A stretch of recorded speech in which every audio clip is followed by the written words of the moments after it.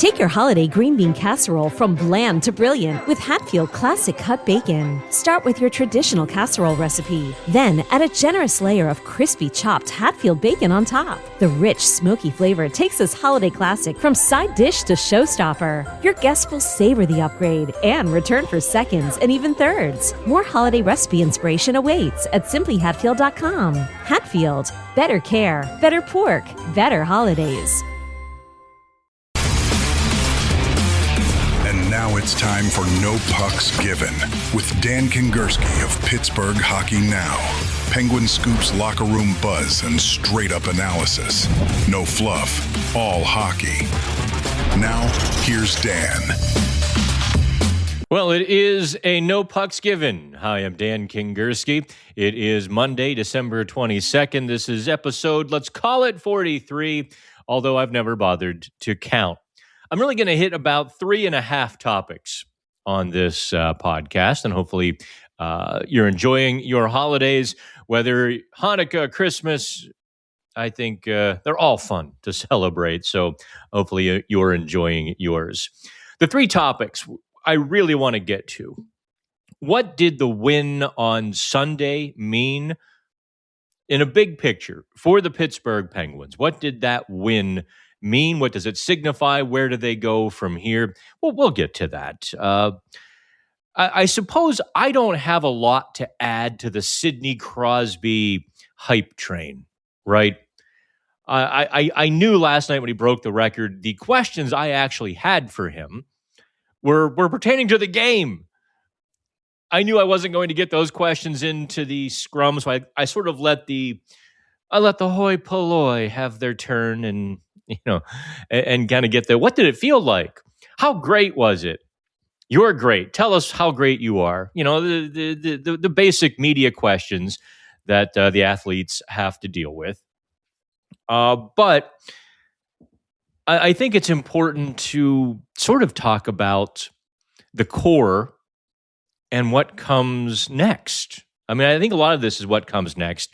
Someone said to me this morning, he felt like the Penguins were at an impasse. So I think it's important. A lot of the stuff is happening right now, but where do they go next? Because this is uncharted territory for a lot of Penguins fans. It's been 25 years, 23 years since Penguins fans didn't know where things were going. So I understand that uncertainty, those questions. I think everything that happens and everything that they do, everything that's talked about gets put really in that context and that frame. So we're going to talk about Sidney Crosby, but also Kris Letang, Evgeni Malkin. I think now that Crosby is the all-time Penguins leading scorer, we can really have, probably dig into that conversation a little better. And third topic, the trade chatter. It's picking back up, but it's not about who the Penguins might acquire. It's about who the Penguins might trade. That's all on deck for No Pucks Given. And I've noticed the NHL Network likes the topic or the name of the show. They actually had a segment. Someone sent me a picture called No Pucks Given. I was like, wait a second. I think I know that title. So NHL Network, if you're listening, a little love, if you're going to use our podcast title, would in fact be lovely. No one's going to sue, but come on, get your own title. So let's talk about, before I get into the 3 topics, our YouTube page was full of comments about Dan Muse after the Saturday loss. On Twitter or on X last night, I was getting kind of bombarded with anti-Dan Muse stuff. And I can only surmise that people are really dumb. Like, absolutely, holy crap, dumb to be 35 games into someone's tenure in which the team actually has a winning record, has surprised everyone. They hit a rough patch. Granted, it was a real rough patch. Wasn't historic by any means. but it was rough. Oh, fire the coach. And it's just like, I'm reminded of Winston Churchill's saying, hang on, let me get it to, a fanatic is one who can't change his mind, but can't change the subject. And then, of course, one troll has to sort of try to poke at me. I can only assume they wanted a reaction because they don't get any love at home or abroad. Well, let's see how I'm going to save this tweet. And in a couple months, when you change your mind because you know what's going to happen and you try to be right, I'm going to save this tweet. It's like, well, the world does change sometimes on a day-to-day basis. Sure, in 6 months, I might say, it wasn't the right fit or isn't the right fit. But good gosh almighty, 35 games into someone's tenure, to be blaming Dan Muse for the Pittsburgh Penguins' shortcomings is like blaming the little Dutch boy for the holes in the dike. The guy is trying to make chicken salad with a roster that is not salad worthy. Didn't know where I was going to go with that one, did you? Or how I was going to finish it. And so honest to gosh, I suppose I'm giving trolls ammunition now by telling them, if you want to make me think you're an idiot and other people to know you're an idiot, just bring up the Dan Muse stuff. Just absolutely steer into the skid like, they should fire Dan Muse. So just to follow these people's timeline, the Penguins are terrible. Terrible team, terrible players. Kyle Dubas did a bad job. Penguins win a few games. Dan Muse, they just needed a new coach. That's all they needed. Penguins lose a few games. Fire Dan Muse. What's wrong with that logic train, right? It didn't bother building tracks for that logic train. Now, so I suppose, yes, I try not to call large segments or segments of the audience idiots, morons. But if you're like, they need to fire Dan Muse, here's your sign. Take a number.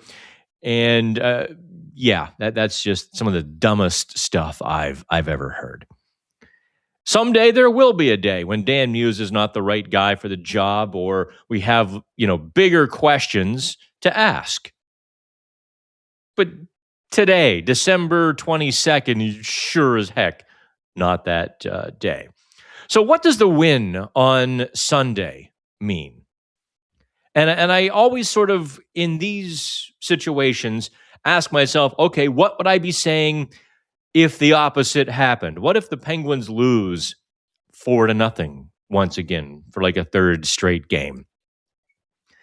And the simple answer is I would say on Monday morning what I said on Saturday night after the Penguins lost. This roster isn't really good enough, especially without Evgeni Malkin. When you take Malkin off the board for this team, they don't have a lot of offense. They have Sidney Crosby and Sidney Crosby's line. And care to fill in the rest of that sentence? They really just don't. Sure, early in the season, Todd Nelson's power play zipping. It was humming. Now that it's not humming, although they got a power play goal last night, they're still staying in that 30%, 31% range.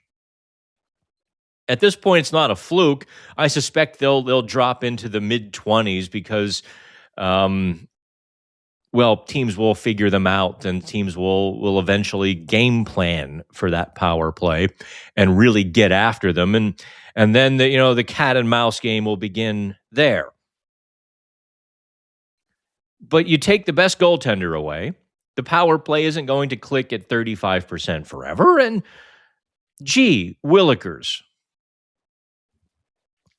What does the win mean, though? Because the Penguins did pull it all together for one night. They played probably their best game in Well, I suppose 2 weeks, because you can't count the Utah game, which they led 4-1, or who did they have the 5-1 lead against? It all blurs together at this point. But they pulled it together for 65 minutes and a shootout. They played Montreal step for step. Montreal's a faster team. They play faster. They're younger. Let's presume they're a little hungrier at this point, because you just see Montreal get after it in all phases. If Montreal had better goaltending this season, they wouldn't be 19-12-4. They would be like 23-9-4 or 25, and they would be top of the league and being talked about as a Stanley Cup contender. So the Penguins go step for step with them, and how they did it. And this is why the win is so important.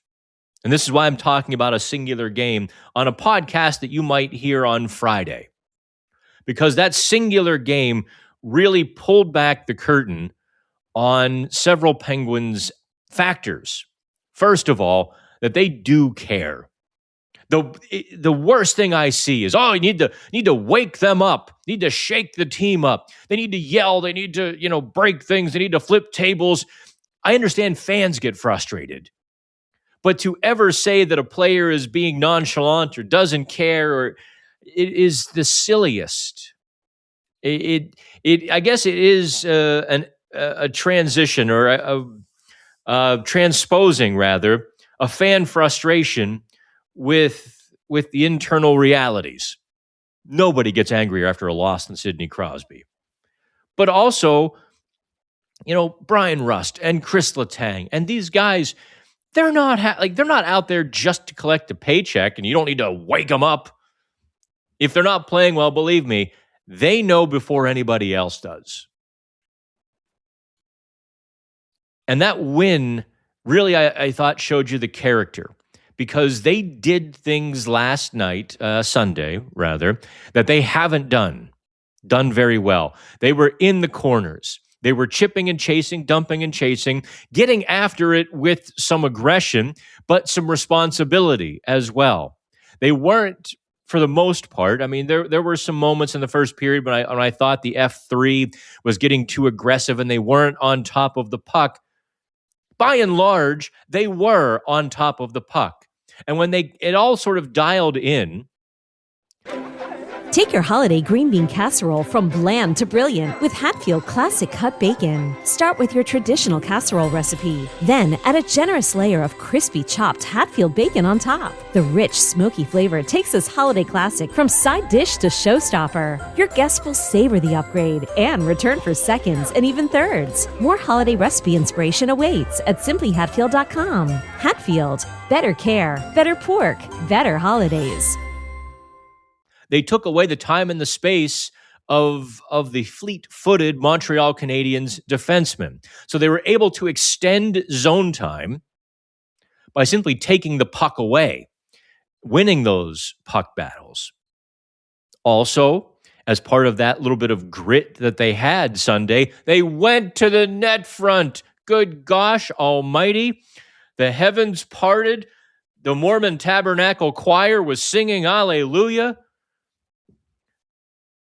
They did it. They finally actually spent time in front of the opposing net. They didn't just go there, get shoved away, and cycle out. They weren't shooting from the perimeter while the goalie could see. Well, Dobes could see.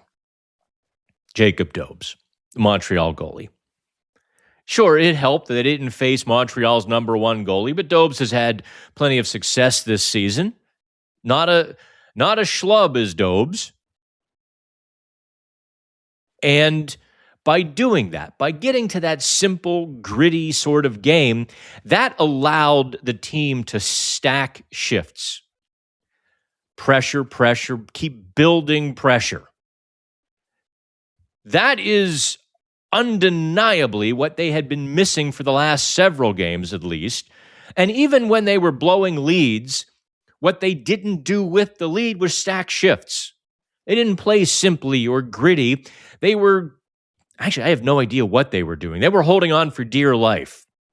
They didn't possess the puck and make the other team fight to take it back. And they didn't make the other teams play 200 feet. I suppose as a subset to all of this, you notice the absolute lack of turnovers. There were a couple. Ville Koivunen had one that, it actually wasn't scored as a turnover because the Penguins' quick little back check, I think it was Mantha, picked a stick. Otherwise, it was like a 2-on-0 that was about to develop. We should, we've talked about Koivunen. We talked about Koivunen on the live chat on Friday and so forth. The lack of turnovers meant that Montreal didn't have a short ice, and they didn't have speed, and that speed counterattack against helpless defensemen with like deer in the headlights, like, how do I defend three guys racing at me? That wasn't happening by and large. Sure, every game has a few of those moments, but it wasn't happening. So you put all of that together, and the Penguins had a good chance to win. Then you put Arturs Silovs, who probably played his best game since October, although he was, I believe that was him in Dallas. Yeah, because they lost in a shootout. Ergo, that was Arturs Silovs. And the Artie Party was really good Sunday. He stopped when he needed to stop. He made a few saves that he shouldn't have made. I'll tell you what, the team likes him.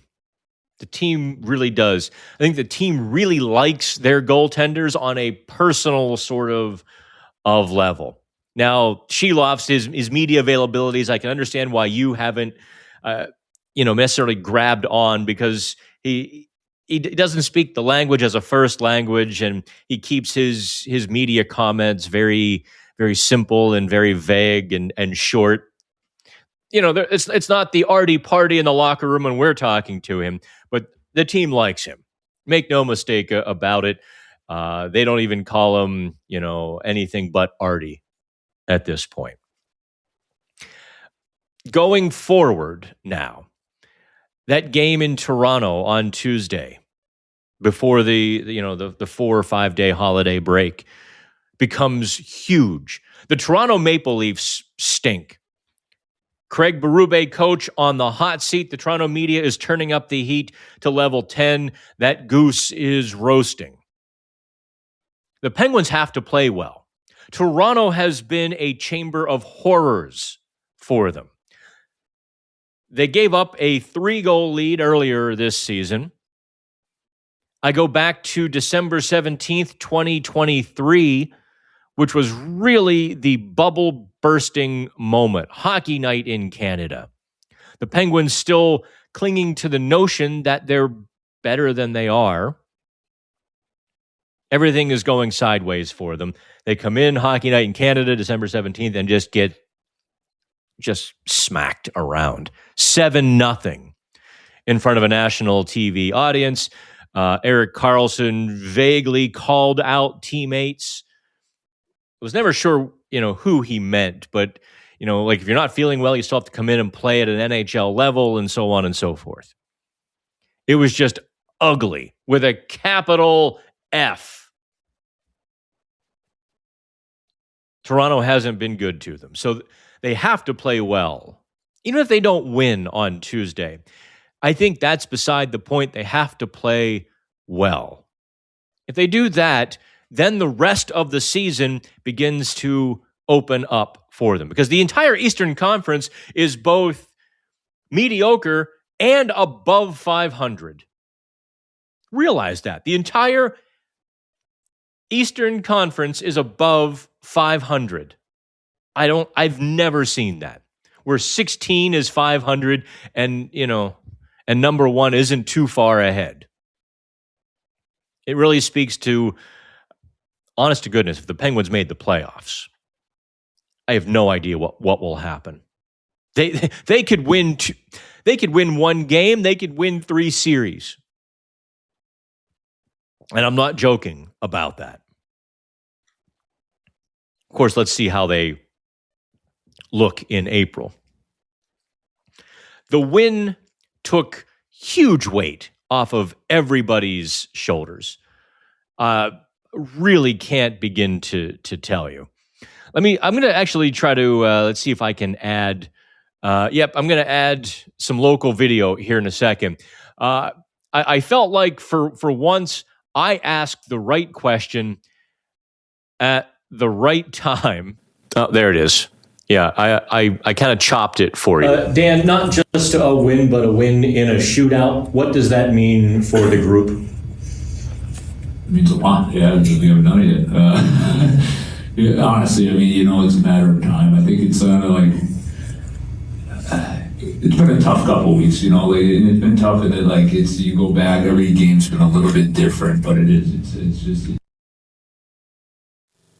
Honestly, when you go through these types of stretches, that's just a reality of it. They're hard, and it's emotional, and these guys care. They care a lot. They want to win. They're driven to win, and so it's you have a stretch like this. It's just, and even you go into like last night. I thought we did a lot of good things, and it was one of those games where it's like.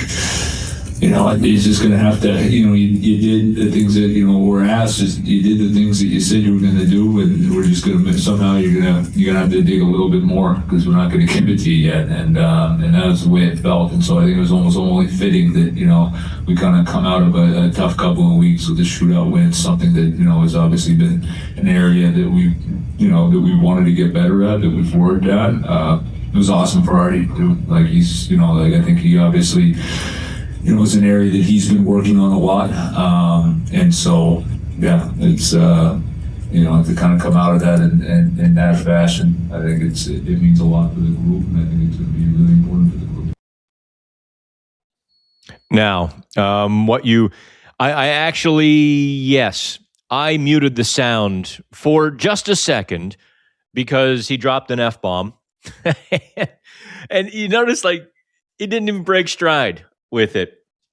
He said, it blanking wears on you. And it really has. That losing streak was really tough on everybody. And they were all wearing it because they lost games in every conceivable fashion, having goals taken away, playing terrible, playing well, and hitting the glass with scoring chances. Lost leads. It was really a treasure trove of how to lose games. They wrote a book in 2 weeks on that. So they can now all breathe easier. And that's probably the biggest thing that the win from Sunday means. It's a whole reset. Let's go to, someone said to me Monday morning. Now, Monday morning, I did the Plum High School Telethon. If you'd like to donate to the Make-A-Wish Foundation and do so in the Plum name, go to the Plum School District's website. They've got a big thing on there. I'm like, I forget what the address was, because it was kind of a bunch of little letters. But just Google Plum High School. Go donate to Make-A-Wish. And it really is. I did their annual telethon Monday morning, and someone asked me, or someone said to me rather, they need their next generational player. And I sort of chuckled. That's the way it's been in Pittsburgh, hasn't it? From Mario to Yager, kind of back to Mario, to Sid. Can I tell you a little secret, though, as we wrap up the conversation that included Sidney Crosby? There isn't going to be another one. Okay, most likely not going to be another one. Probably not going to be another one. And Penguins fans are going to have to learn how to like hockey without a number one center doing ridiculous things and winning Hart trophies, winning Art Ross trophies, winning Rocket Richard trophies, and generally being thought of as the absolute best. This is how the rest of the world lives. The rest of the hockey world lives, is having to actually like a team for the team rather than a favorite player. Oh, my favorite player is better than your favorite. Oh, Malkin's better than Crosby. Oh, Crosby's better than Malkin. And those having factions hate each other and all that was, remember how stupid that was? I mean, the players used to kind of laugh about it. not with you. They're like, what? Are these people, are they nuts? So you get to this point, and the odds of getting Gavin McKenna or Keaton Verhoff, I'm not even sure Keaton Verhoff will be thought of as an all-time great, although he can be a real franchise cornerstone, sort of like Matthew Schaefer. And I don't know that McKenna is an all-time great in waiting either. His year at Penn State certainly has had some adversity and some challenges, and I heard he put one in his own empty net the other night. He's learning, right? Maybe he doesn't have the defensive game yet, or whatever it might be. Let's just say they get Gavin McKenna, and he's not. Let's just say maybe he's more Connor Bedard than Sidney Crosby, whereas he's a great player in waiting, still growing and finding his path, but isn't an all-time Hall of Fame great yet, or might not even get to that level yet. Just think about that. How are you going to react if you don't have, I guess people don't put posters on their wall anymore. I don't know if you buy, the NIL, the little, thing on your phone with their picture. Never made sense to me, but I digress. What are you going to do? Are you going to stick around for hockey? Boy, I sure hope so. Now, let's get to the trade chatter here. But before I do that, I'm going to take a break for producer Scott. We're going to take this little time out. We are on the Odyssey Podcast Network. I appreciate you downloading and liking and subscribing and all of that. We'll take this time out on the audio side. Be back with more. Take your holiday green bean casserole from bland to brilliant with Hatfield Classic Cut Bacon. Start with your traditional casserole recipe. Then add a generous layer of crispy chopped Hatfield bacon on top. The rich, smoky flavor takes this holiday classic from side dish to showstopper. Your guests will savor the upgrade and return for seconds and even thirds. More holiday recipe inspiration awaits at simplyhatfield.com. Hatfield, better care, better pork, better holidays. On No Pucks Given. Okay, and we're back on No Pucks Given. You people on the video side are like, what are you doing, Dan? Are you drinking? Like, nope, this is just how we pay the bills on the podcast end. So, trade chatter. There was a little bit of a report, and I didn't make reference to it in any of my content because it kind of seemed like, well, duh, that the Penguins would consider moving Matt Clifton, or not Matt, Connor Clifton, or Matt Dumba. I kind of felt like that was so obvious that it didn't even need to be stated. Of course, if a team were willing or wanting, a right side defenseman like that, sure. Certainly now with Kulak in the lineup, Shea being able to play both sides, Kulak being able to play both sides, and they're giving St. Ivany a little bit of a runway here. St. Ivany, by the way, on Sunday, pretty bad in the first 20 to 30 minutes. He got it going in the second half of the game. Third period, I began to see a little bit of that angry St. Ivany that I saw a couple of years ago in Wilkes-Barre that I was so impressed by. That's the game he needs to play. I think he and Owen Pickering both sort of are getting a little bit mixed up, or they're feeling pressure, internal pressure. I mean, not from Kyle Dubas or Dan Muse, but, inside here to be all-round defensemen, rather than really playing to their physical abilities and strengths. And I kind of felt like St. Ivany was trying to be a little too well-rounded, move the puck and jump in the play. There was a bad pinch last night. Led to a Montreal goal. Not immediately, not directly, actually kind of directly. Because of his bad pinch, line change, Montreal has a rush. The Penguins are just chaos in the defensive zone, trying to get everybody on the ice and settled. Montreal scores. That was Demidov's wicked one-timer from the right circle. But St. Ivany really had no business pinching in that regard, but he feels that pressure to be more. It's like, no, kid. See the net down there? Make sure your goalie can see the puck. That is your one and true prime directive, is make sure he is taken care of. After that, you can do what you want, but make sure that is the part of the game that you take care of. That's the same thing I saw with Owen Pickering as well, who kind of got caught between two or three different players that he wants to be. Like he sort of lost his identity or lacks that identity, where my feeling is on Pickering, and this is sort of a side tangent, not part of the podcast script that I put, by the way, just on a blank envelope. This is how I do podcast. After 20 years in radio, I can just sit down and I know what I'm going to do, but I suppose the Pickering thing is a little bonus content, because I felt like his game really could blossom into the next Marcus Pettersson.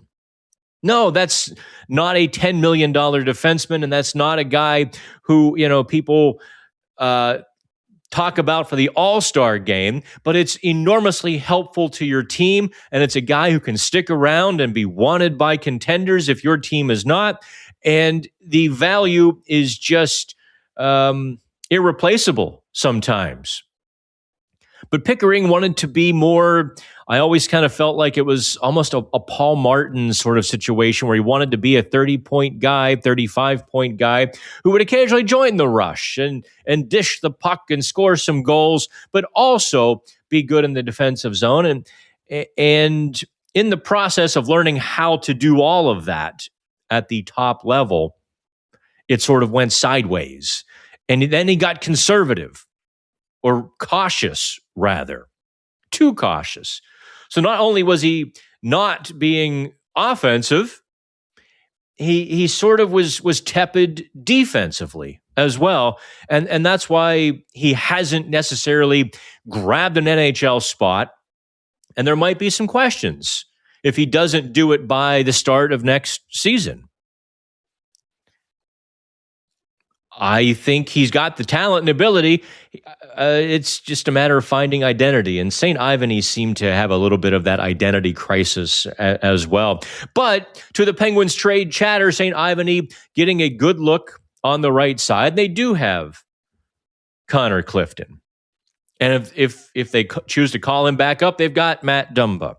And they will have, presumably speaking, Harrison Brunick for the second half of the season. So yeah, they could deal Clifton if somebody were willing to pay. Now, the trade rumor that I've saved to the end. Dun, dun, dun, dun. I made you listen the entire way. The trade rumor was that Kris Johnson of The Athletic, so not exactly a willy-nilly, one of these new internet mavens who heard from a friend who has a friend who works in the arena who, bought something at the gift shop last week and overheard people talking, and now they've got great sources. That Brian Rust could be had, or that teams are interested in Brian Rust. Now, I'm certainly in no way, shape, or form going to take anything away from Kris Johnson's report, because he didn't say the Penguins were shopping Brian Rust. Huge difference, okay? Draw a big line between teams shopping a player and other teams being interested in a player. Yes, there are teams that are interested in Brian Rust. Duh. How he could help several teams is more than obvious. With his leadership, the grittiness with which he plays, the versatility to be a top-line guy, to be a third-line guy, to kill penalties, to play on the power play. If you need something, except for, top line center, basically, Brian Rust can do it. So, yeah, of course, a lot of teams are going to want Rust. But here's why I think you can dial back on the interest in some of this stuff is Penguins aren't trading him unless a team comes to them with a Brinks truck of an offer. We're talking top prospect, number one pick, good NHL player that is under control for years and not too expensive, right? Because the NHL player involved in the deal would have to be one that fits the rebuild. I suppose if there is an NHL player that would come along with a top prospect and a number one pick, maybe it'd be, if you get the first two, then you can take the third asset, maybe in the Michael Bunting sort of, in the Jake Gensel trade, where a guy who can help you now, so you're not leaving your NHL lineup bereft of talent, but you're building to the future. That is, Dumba said it himself. The price would be sky high for Brian Rust. And he said that not to drive up the price, but because he meant it. Rust is signed for a couple more years. The Penguins have absolutely no motivation, no reason whatsoever to trade Rust. If they want to, they can do it this coming summer or at any point next year or the year after that. So why would they? Answer, they wouldn't. They're in a playoff position, or, they're one day away from a playoff position, the way the Eastern Conference is shaking out. They're never more than a day or two. They're like Little Orphan Annie. They're always a day away. And that's to Kyle Dubas's benefit. He can set these high prices and not care if other teams won't meet them. That's what I think the takeaway from the trade rumors certainly is. I guess I had a note here to talk about the core, and that being Kris, Letang, Evgeni, Malkin, Sidney Crosby. And someone else asked me this morning about all three sort of going to different teams next year, or something along those lines. And very simply, the answer is no. I think at this point, Evgeni Malkin is on record, and I certainly believe him, that if it's not the Penguins, he's done playing. I think Kris Letang might find a future difficult. I think physically he clearly is having trouble. Having said that, his last two games against Montreal were actually solid games. He played some of his best games of the season. He reserved them for Montreal, and he delivered. But next year... Take your holiday green bean casserole from bland to brilliant with Hatfield Classic Cut Bacon. Start with your traditional casserole recipe. Then add a generous layer of crispy chopped Hatfield bacon on top. The rich, smoky flavor takes this holiday classic from side dish to showstopper. Your guests will savor the upgrade and return for seconds and even thirds. More holiday recipe inspiration awaits at simplyhatfield.com. Hatfield, better care, better pork, better holidays. He'll be 39, and he clearly is, on hole 17 or 18 of that golf course. He's not going, he probably isn't going to limp through with another team. And also, the Penguins have no ability to save money by moving him along. He's a 35-plus contract. And so next year, you might see two of the three core players not with the Penguins, but you're not going to see them on another team either. I think with Sidney Crosby taking Mario Lemieux's record as the franchise's all-time leading scorer, it sort of put the bow on this core. Maybe they get one more shot in the playoffs. I certainly could see that happening, couldn't you? But then maybe Malkin is back next year. We'll find out more in February, by the way. And any report that says a decision has been made or, they're going to, honest to God, I heard you're going to see Evgeni Malkin trade rumors. I've already heard the whispers from people who don't know. Well, I really hope they don't trade Malkin. I think they need to come out and say they won't trade Malkin. Just stop. But the internet mavens, I am telling you, here in mid-December, later December, by January, the internet mavens are going to be talking about an Evgeni Malkin trade. And it's bunk. Once again, with that word that I bleeped Dan Muse from saying earlier, it's bunk with a capital, that. Because that's not happening. Evgeni Malkin isn't being traded. If this is his last year, he's going to finish it in Pittsburgh. And if he's got some gas in the tank, it will be with, say it with me now, kids, Pittsburgh. All right. That wraps up this week's No Pucks Given. Download, set your downloads. Unfortunately, it's just the way the schedule has worked. I haven't had co-host Vince Comunale on. I've had him on, twice in 5 weeks? The schedule is crazy. The Sunday night game. Obviously, I'm recording this. You can see the sunlight. For those of you on the video side, I'm recording this Monday midday. So, Vince actually has a day job. Vince is not a full-time hockey reporter anymore. So I do the podcast. And I'm always happy to take input, suggestions, and a few of you, I'm sure, would like to tell me exactly where to go and how to get there. I appreciate all of you. Have a Merry Christmas and a Happy Hanukkah.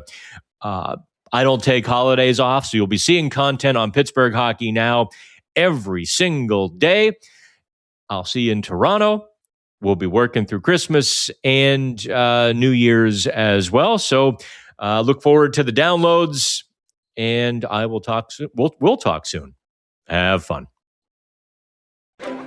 Take your holiday green bean casserole from bland to brilliant with Hatfield Classic Cut Bacon. Start with your traditional casserole recipe. Then add a generous layer of crispy chopped Hatfield bacon on top. The rich, smoky flavor takes this holiday classic from side dish to showstopper. Your guests will savor the upgrade and return for seconds and even thirds. More holiday recipe inspiration awaits at simplyhatfield.com. Hatfield, better care, better pork, better holidays.